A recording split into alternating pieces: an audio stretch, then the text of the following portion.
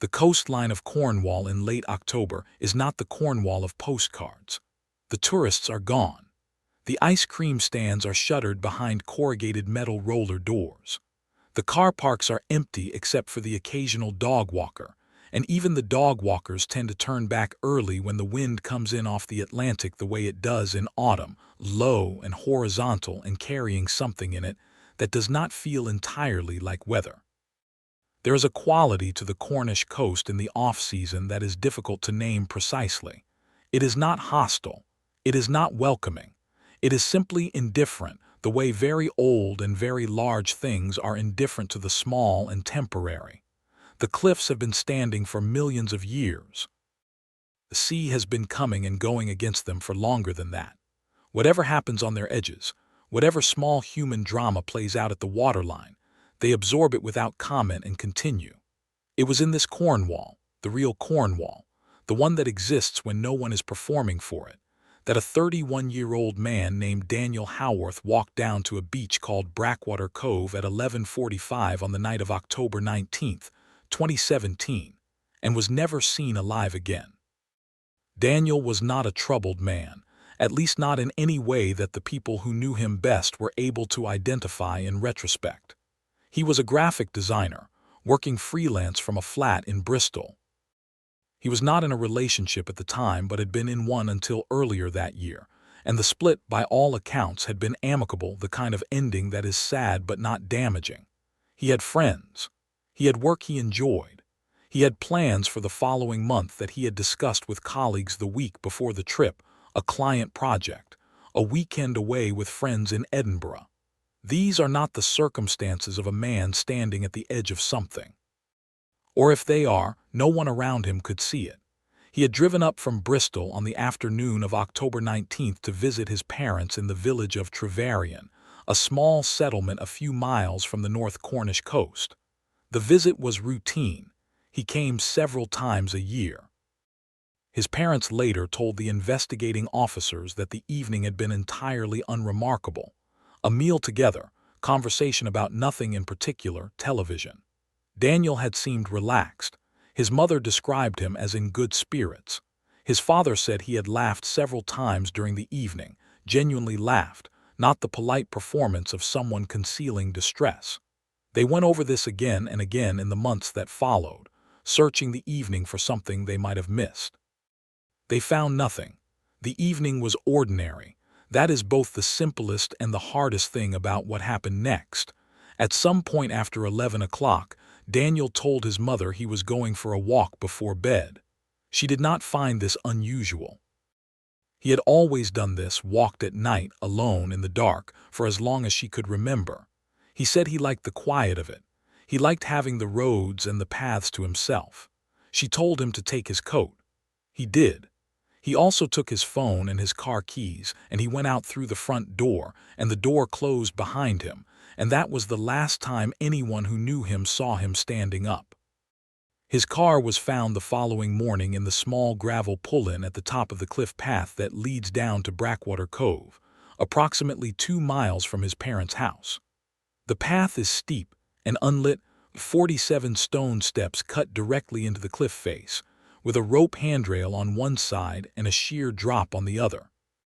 At the bottom lies a narrow beach of dark gray shingle, perhaps 60 meters wide at low tide, completely enclosed on both sides by rock formations that seal it off from the adjacent stretches of coast. Blackwater Cove is accessible only via that cliff path. There is no other way in and no other way out. Daniel's phone was found on the shingle, face down, its screen cracked across one corner. The phone was still powered on. The battery stood at 63%. There were no outgoing calls from the previous 6 hours, no messages sent, no searches made. The last action recorded on the device was a photograph, time-stamped at 11:52 p.m., approximately 7 minutes after Daniel would have reached the bottom of the cliff path. The photograph shows the sea. Just the sea. Black water, low waves dissolving into white foam on the shingle, the horizon invisible in the darkness. No note attached, no caption, no explanation, just a photograph of the ocean at night, taken by someone standing at the waterline, looking out at something that the camera could not see. His body was recovered 11 days later by a commercial fishing vessel operating approximately 4 miles offshore. The cause of death was established as drowning. There were no injuries consistent with assault, no evidence of restraint, no signs of struggle on the body or on the beach. The pathologist's report contained one detail that stood apart from the rest. The pattern of water found in Daniel's lungs was consistent with open-sea drowning, not closed-to-shore drowning. He had not gone under at the waterline and been dragged in by the surf. He had been in deep water well offshore when he drowned. He had swum out, in October, at midnight, into the North Atlantic, alone. The inquest held the following spring returned an open verdict.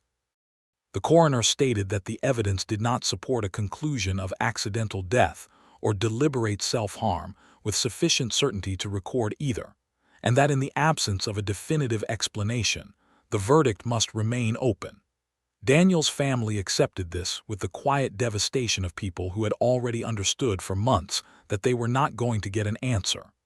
They thanked the coroner and they went home, and they continued to live with the question. But the question has a shape that goes beyond the open verdict, and the shape is this. The cliff path down to Blackwater Cove has a motion-activated security light mounted at its top, bolted to a wooden post beside the rope handrail. It was installed by the local council in 2014 after a walker sustained a broken ankle on the steps in the dark.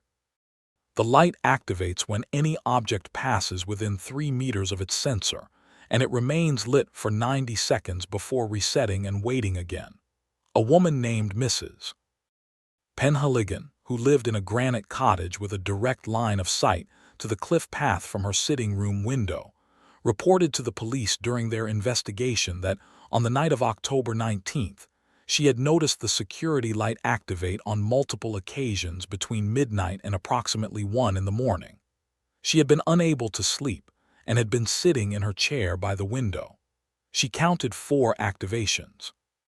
She had noticed them specifically because the path never saw traffic at that hour, and 4 activations in under an hour was the kind of thing that lodged itself in peripheral awareness. Daniel descended the path at approximately 11:48 p.m. That is 1 activation accounted for. The beach is enclosed. He did not return up the path. His body was found at sea, and his phone remained on the beach. 4 activations means at minimum 3 separate passages of the sensor after Daniel went down. The sensor does not distinguish between a person and an animal, but the area around Blackwater Cove is not known for large wildlife. Mrs. Penhaligon did not see anyone on the path. She could not see the path itself from her window, only the light. She heard nothing, no voices, no footsteps on the road above the cliff, just the light coming on and going off 3 times in the dark after a man had walked down into a sealed beach from which he did not return. No additional footprints were found on the shingle besides Daniel's own. The beach had received rain during the evening, and the shingle and soft sand near the base of the path were capable of holding impressions. The forensic examiner documented Daniel's prints clearly, leading from the bottom of the path toward the waterline and not returning. No other prints. Nothing came down after him. Nothing went back up. And yet the light activated 3 more times. The investigating officers noted the light activations in their report and did not return to them. There was no explanation that the investigation could offer, so the detail was recorded and set aside. Daniel's family have not set it aside. His mother, in a brief interview she gave to a local journalist 2 years after his death, said that she did not believe Daniel went into the water alone. She did not say what she believed had been on that path. She said she did not know. She said she had learned to live with not knowing because there was no other choice. She said the worst part was not the not knowing. The worst part was knowing that something else had been there on that path in the dark, and that whatever it was had left no trace except the light coming on and off and on and off while her son was in the water. The cove is still there. The path still has 47 steps. The security light still activates when something passes it in the dark. Whether you would want to know what that something is depends on what kind of person you are. Most people standing at the top of those steps on an October night and looking down into the blackness below would decide they did not need to find out. Daniel Howarth went down anyway. He was like that, his mother said. He was never afraid of the dark. He always wanted to see what was there. She paused when she said that. Then she said, "I think about that a lot now." There is a version of Brighton Palace Pier that most people know. It is the version of the summer, the noise and the neon, the smell of donuts and the sound of slot machines bleeding their electronic rhythms out over the water, children running on the boardwalk, the sea below turquoise on a good day, gray-green on the others. It is one of the most visited structures in the country, a piece of Victorian engineering that has become a piece of the national imagination. Millions of people have walked its length. Almost none of them have ever looked down through the gaps in the boards at the structure beneath them. At the iron legs, latticed and barnacled, descending into the water. At the space between the sea and the underside of the walkway, low, dark, enclosed, the sound of the waves trapped inside it and bouncing between the iron and the wood in ways that create acoustics unlike anything that exists on land. Most people do not think about that space at all. Ella Voss thought about almost nothing else for 2 years. Ella was 26 years old when this story begins, a postgraduate researcher at the University of Brighton attached to the Department of Environmental Acoustics, the study of how sound behaves in natural and semi-natural environments. Her specific focus was coastal structures, how enclosed marine spaces generate, trap, and transform sound in ways that are still not fully understood. The sea is not a quiet place. Below the surface, at the junctions between water and structure, between organic and inorganic material, sounds are produced that have no equivalent anywhere else. Some of them are explainable. Some of them have not yet been explained. Ella's work sat at that boundary, and she found the boundary interesting. She had been down to the maintenance walkway beneath Brighton Pier on 12 separate occasions before the night of March 4th, 2019. She had recordings of the space in calm weather and rough weather, at high tide and low tide, in the middle of the day and in the small hours of the morning. She knew its acoustic fingerprint the way a musician knows a particular instrument. She knew what it sounded like. She knew all of its sounds. And that is why, when she heard something new on the night of March 4th, she understood immediately and with complete certainty that she had never heard it before. The maintenance walkway runs beneath the pier from the land end to approximately 2/3 of the way along its length, accessible via a locked gate at beach level. Ella had a research permit that gave her access to this gate. She had been using it for 2 years. On the night of March 4th, she arrived at the beach at 10:40 p.m., having checked the tide tables and confirmed that low tide would occur at 11:15. She carried her recording equipment, a professional-grade portable audio interface and a pair of directional microphones on a telescoping stand, along with a head torch, a waterproof jacket, and her phone. She did not tell anyone where she was going. She acknowledged this later, in the statement she gave to Sussex police, as a mistake. She said she had done it alone so many times without incident that she had stopped thinking of it as something that required safeguarding. She went through the gate. She walked out along the walkway. The water was still retreating around the iron legs below her, cold and dark, swirling in the complex patterns that tidal water makes when it moves around obstructions. She set up her equipment in her usual position, approximately 40 meters from the shore end. She put on her headphones. She pressed record, and then she waited, as she always did, for the space to settle into its normal sounds before she began making notes. She had been recording for approximately 25 minutes when the sound began. She described it first as a presence rather than a sound, something that arrived in her awareness before she was fully conscious of hearing it, a low-frequency resonance that she felt in her chest and in the bones of her jaw before her ears resolved it into anything she could describe. When it became audible, it was unlike anything she had documented in the space before. Not the creak of iron under load, which she knew. not the resonant thrum of the tide pushing against a contained volume of air, which she also knew, not the subsonic murmur of distant shipping, which appeared on her recordings occasionally as a faint pressure on the lower frequencies. This was something with a voice-like quality. Not a human voice, not a word, not a language, not anything that could be mistaken for communication, but the quality of a voice, a tonality, an organic irregularity, something produced by a living process rather than a mechanical one. It was coming from the water beneath the walkway, not from the pier above, not from the beach behind her, not from any direction that would indicate a human origin. It was coming from below the surface. From somewhere in the darkness under the iron legs of a Victorian pier at 11 o'clock at night in March. She did not move.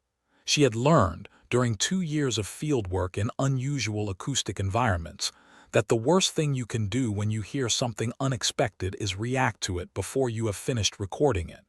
She stood still. She controlled her breathing. She kept the microphones directed toward the source. The sound continued. She estimated later that it lasted approximately 4 minutes and was surprised to find when she reviewed the timestamp on her recording that it had run for 9. Time does strange things in the dark beneath a pier. When it stopped, she became aware of something else. Her head torch was angled downward toward the water, as it usually was during recording sessions, and in the moment of silence after the sound ceased, the beam picked up a shape in the water below the walkway. It was approximately a meter beneath the surface, visible through the dark water as a darker form, long, extending from directly beneath her position outward along the line of the iron legs into the area beyond her torchlight. She could not determine its full length because it extended into the darkness at both ends. She could see that it was not moving with the water. The tide had retreated to its low point, and the water around the pier legs was in the complex, slow movement that slack tide produces, barely moving, but moving nonetheless. Floating objects, suspended particles, weed, everything moved with it. The shape did not. It was entirely still in water that was not entirely still, and it had no defined edges that her torch could resolve, and she could not identify it. And she was alone under a pier in the dark, and she left. She did not run. She walked quickly and carefully because the walkway required it. She went through the gate, crossed the beach, and stood on the promenade for some minutes before she felt sufficiently settled to take the recording equipment out of her bag and put it in the back of her car. She drove home. She made tea. She sat at her desk and she connected the audio interface to her laptop and she listened to the 9 minutes of recording. The primary sound was clear, the low, voice-like resonance, captured at good quality by the directional microphones. But buried beneath it, at a frequency range she had not been monitoring during the session, her equipment had captured something else. A secondary sound, present from the first moment of the 9-minute recording to the last, consistent throughout, almost inaudible beneath the primary signal but resolved clearly when she isolated its frequency band and removed the surrounding noise. It was rhythmic, evenly spaced. Approximately every 8 seconds, a single impact, a knock or a tap or a strike, something solid contacting something else solid, from a location her software assessed as consistent with a source deep below the surface of the water. Every 8 seconds, for 9 minutes, 57 repetitions in total, not varying, not accelerating or decelerating, not responding in any way she could detect to the movements of the tide or the sounds above it. Every 8 seconds, as regular as a clock, from somewhere below the bottom of the sea. She submitted the recording to the British Geological Survey with a written report suggesting possible seismic microactivity beneath the seabed as a potential explanation. The BGS reviewed the file and returned a written response 3 weeks later. They found no evidence of seismic origin. The frequency profile was inconsistent with known geological activity in the region. They offered no alternative explanation and noted that the recording was unusual. They suggested she consider whether her equipment had been affected by interference from the pier's electrical systems, but acknowledged that the frequency in question was outside the range typically produced by electrical interference. They thanked her for the submission and filed it. Ella applied for an extension of her research permit to return to the walkway. The university's ethics board, reviewing the application, asked her to complete a risk assessment for solo fieldwork at the location after midnight. She began completing the form. She got as far as the section asking her to identify and evaluate the primary hazards of the proposed activity. She sat with that section for a long time. Then she withdrew the application.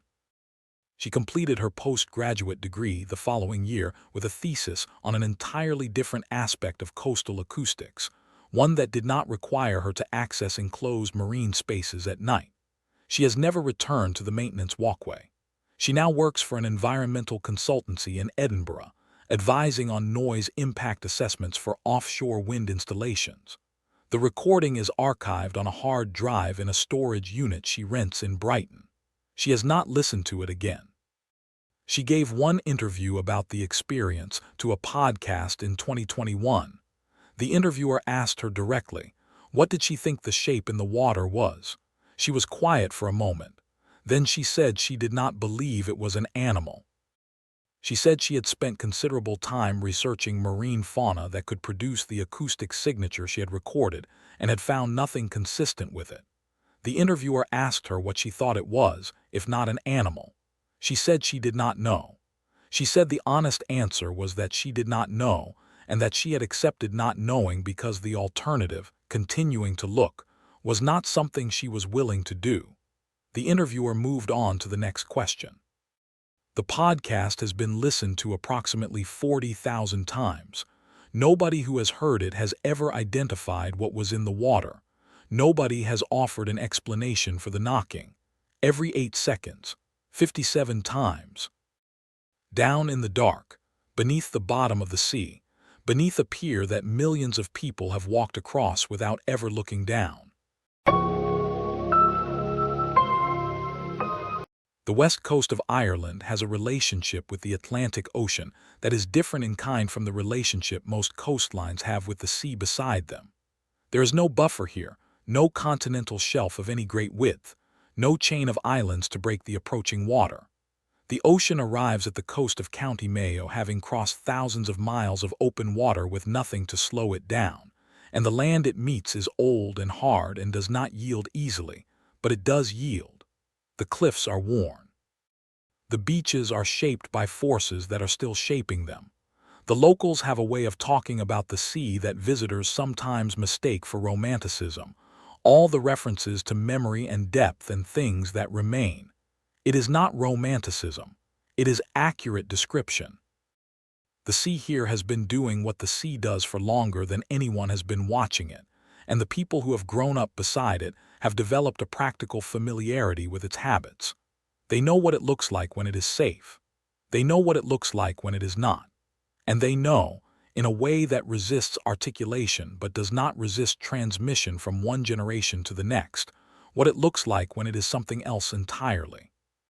Roan Strand is a beach in County Mayo, approximately 11 kilometers from the nearest town on a road that becomes single track for its last 4 kilometers, threading between low stone walls and boggy fields before opening suddenly onto the dune system behind the beach. It is the kind of place that people who find it tend to return to. The sand is white and fine, the kind of sand that squeaks under your feet in dry weather. The water is cold and clear. The dunes behind the beach hold the wind and create a natural shelter that makes the beach warmer than it has any right to be given the latitude. On a good July day, it is as close to paradise as the west of Ireland gets. The Walsh family had been coming to it for 3 summers in a row when the events of July 2014 took place, and Declan Walsh, the father, has said in the years since that he does not know how to hold 2 things in his mind at once: the memory of the beach as it was in the good years, and the memory of the beach as it was on that Tuesday afternoon. He said they feel like they happened in 2 different places. He said he has never been able to make them feel like the same beach. The family arrived at Roan Strand on the morning of July 28, 2014. Declan was 44. His wife Niam was 41.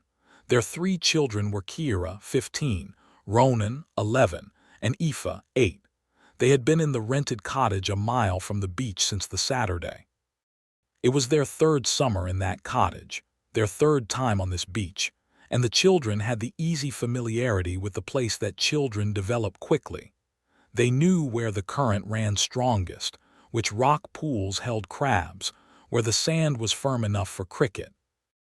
They set up in their usual spot in the mid-morning, near the freshwater stream that crosses the beach before meeting the sea, a boundary that divided the beach naturally between the busier northern section near the car park and the quieter southern stretch. The weather was good. A slight haze, the sun warm enough, the sea calm. By noon there were perhaps 15 other people spread across the beach, other holiday families, a couple of older walkers, 2 teenagers with a dog. By 2 in the afternoon, the beach was empty except for the Walshes. Declan noticed it happening but did not attach significance to it at first. Families packed up and left, one by one and in pairs, in the gradual way that people leave beaches when they have had enough sun, or are thinking about dinner or have somewhere else to be. None of them left in a hurry. None of them said anything to the Walshes or to each other that Declan could overhear. They simply went steadily over the course of perhaps 40 minutes, until the last car had pulled out of the small car park above the dune path and the engine sound had faded down the single-track road, and the beach was still and the sea was still and the Walsh family were the only people on it. Declan mentioned it to Niam. She said she had noticed it too. He suggested they were probably the last of the diehards, the family that always stays longest. She agreed. Neither of them suggested leaving. The weather was fine. The children were happy. They stayed. Kira was the first to say something was wrong. She had been down at the shoreline for most of the afternoon, paddling in the shallows, and she came back to where her parents were sitting at around 3 o'clock and sat down on her towel without speaking for a moment. Then she said that the water felt strange near her feet. Not the temperature, she was used to the cold. The texture. She said that when she stood still in the shallows and let her feet sink slightly into the sand under the waterline, she could feel something that was not sand.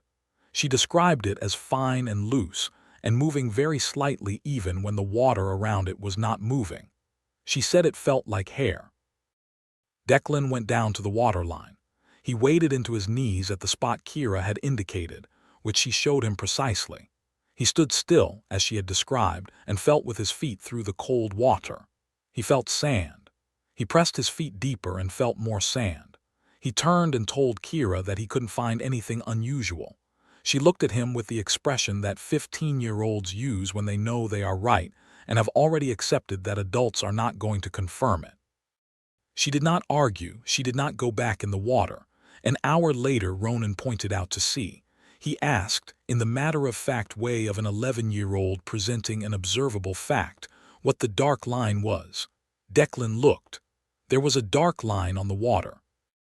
It ran parallel to the beach, approximately 100 meters offshore, extending in both directions as far as he could see.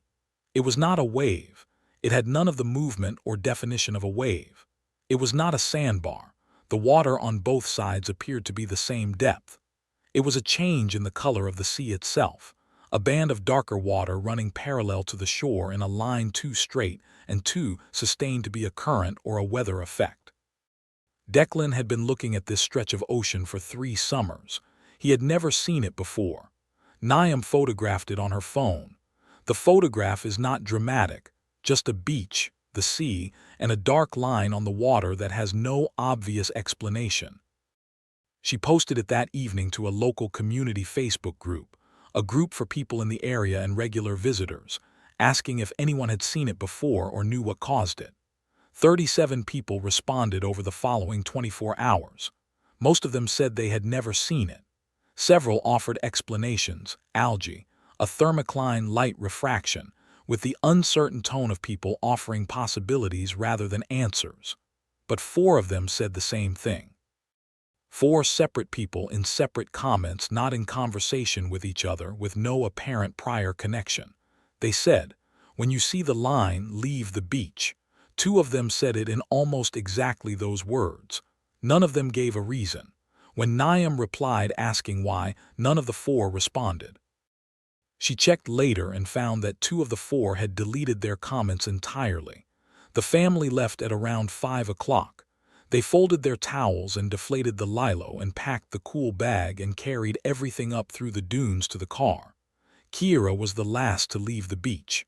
She turned back to look at their spot before she climbed the dune path, and she called to her father. He turned around.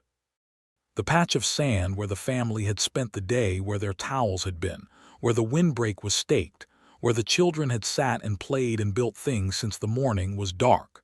Not shadowed. Dark because it was wet. Saturated the way sand gets when the tide comes in and soaks it. A dark, irregular patch of completely waterlogged sand in the exact footprint of their day. Every impression they had made in it was preserved and visible. The dents where the chair legs had stood, the flattened shapes where the towels had lain, the small distinct prints of 3 children and 2 adults, every moment of their afternoon recorded in wet sand in perfect detail. The tide had not reached that point on the beach all day. Declan had watched the tide. It had come no further than 15 meters below their spot at its highest, and it had been retreating for 2 hours. The sand where they had been sitting had been dry when they arrived, dry at noon, dry at 2, dry at 4. It was wet now, saturated as though something had soaked up through it from below. They drove back to the cottage in silence. That evening, Declan spoke to the cottage owner, a woman in her late 60s who had lived her entire life within 5 miles of Roan Strand. He described what had happened, the other visitors leaving, the line on the water, the wet sand. She listened without interrupting. When he finished, she was quiet for a moment. Then she said, "The beach remembers." He asked her what that meant. She said she was not certain she could explain it in a way that would make sense to someone who had not grown up with it. She said that her mother had told her the same thing, and her mother's mother before that, going back as far as anyone in the family could trace. That the beach, on certain days, at certain times, became something other than what it appeared to be. That local people could feel it coming, an atmospheric change, a quality of afternoon light, a stillness of the wrong kind, and they left when they felt it because they had been taught to leave and because they understood, without needing it explained to them, that the beach's attention was something you did not want directed at you. She said that most visitors who stayed were fine.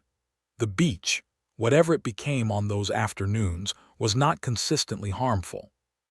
Most people sat through it without knowing anything had happened and went home with their photographs and their sunburns and their ordinary memories. Most. Declan asked her about the wet sand. She looked at him carefully before she answered. Then she said that was not something she had heard of before. She said it quietly, in the tone of a person who has just received information that they will be thinking about for a long time. She did not say anything further about it. She said goodnight and went inside and closed her door, and the Walshes went back to their cottage, and they did not return to Roan Strand for the rest of the week. Kira is 25 years old now. She does not go to beaches in the summer, even in good weather, even with friends. When people ask her why, she says she just prefers other things. She does not tell them about her feet in the water that afternoon, or what she felt moving in the sand beneath the surface, or the expression on her father's face when he came back and told her there was nothing there. She knows what she felt. She has known for 11 years. And she has decided, quietly and permanently, that the distance between herself and the sea is one of the more important distances in her life.